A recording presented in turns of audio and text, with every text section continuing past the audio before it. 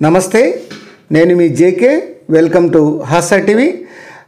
ఆంధ్రప్రదేశ్ రాజధాని అమరావతి పరిధిలోని గుంటూరులో పెరుగుతున్నటువంటి వాహనాల రద్దీని దృష్టిలో పెట్టుకొని ఈ నగర శివారుల్లో Mahatma Gandhi inner ring road వద్ద ఈ 4 వరుసల వంతెనను కట్టాలని నిర్ణయించారు. ఆ వివరాలను ఈ వీడియో ద్వారా వివరిస్తాను. వీడియో చివరి దాకా చూసి ఒక్క లైక్ ఇవ్వండి ఫ్రెండ్స్. ఆంధ్రప్రదేశ్ రాజధాని అమరావతి పరిధిలో గుంటూరులో పెరుగుతున్నటువంటి వాహనాల రద్దీ దృష్టిలో ఉంచుకొని నగర శివారుల్లోని Mahatma Gandhi inner ring road దీని మీదలో ఈ రైల్వే గేటు 3 వద్ద 4 వరుసల వంతెన నిర్మించాలని అయితే అధికారులు నిర్ణయించారు. ఇందుకోసం 105 కోట్ల రూపాయల అంచనాతో వ్యయమవుతుందని రూపొందించినటువంటి డిపిఆర్ రిపోర్టును ఈ దక్షిణ మధ్య రైల్వే జీఎం కార్యాలయానికి అధికారులు అయితే ఆమోదించారు. ఈ ఆమోదించినటువంటి యొక్క రైల్వే బోర్డు డిపిఆర్ను ఇటీవలే ఢిల్లీ నుంచి మరికొంత సమాచారం కోరగా వెంటనే పూర్తి వివరాలు అయితే ఢిల్లీకి పంపడం జరిగింది.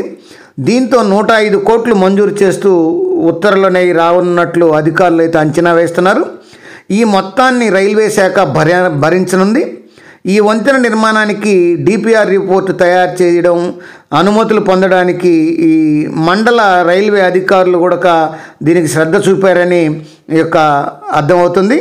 అసలు ఈ వంతెన ఎందుకు కట్టాలో ఇప్పుడు మనం తెలుసుకుందాం. అమరావతి రాజధానిగా ప్రకటించిన తర్వాత ఈ మార్గం అత్యంత రద్దీగా మారింది. ఈ గేట్ నుంచి రోజుకు సుమారు 18 లక్షల వాహనాలు వెళ్తున్నట్లు అంచనా. నిత్యం అక్కడ గేటు పడితే వాహనాలు బారులు తీరుతుంటాయి. అందువల్లే ఈ గేటు ఉన్నటువంటి ప్రాధాన్యత దృష్ట్యా 4 వరుసల ఫ్లైఓవర్ని నిర్మించాలని అయితే ప్రతిపాదించడం అయితే జరిగింది.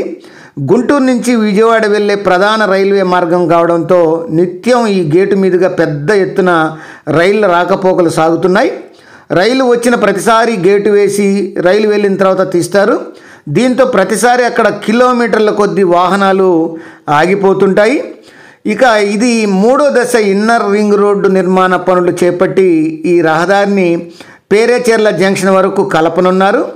ఇది పూర్తయితే పేరేచెర్ల జంక్షన్ నుంచి ప్రతి వాహనం గుంటూరు నగరంలోకి రాకుండానే విజయవాడ తదితర ప్రాంతాలకు వాహనాలు ఈ రైల్వే గేటు నుంచే వెళ్లాల్సి.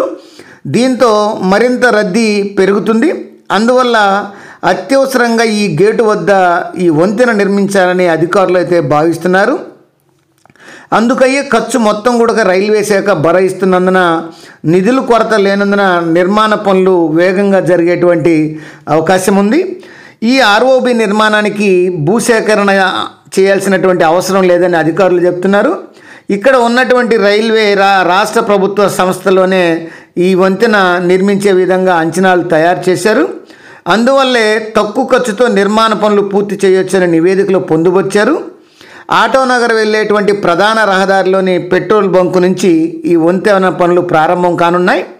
గేటు తర్వాత నిర్మాణాలేవి దీనికి అడ్డంగా లేనందున పనులు త్వరగా పూర్తి కావాల్సినటువంటి అవసరం ఉంది.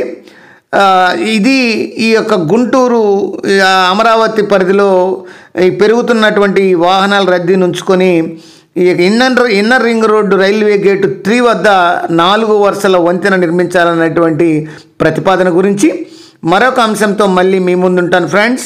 జై హింద్.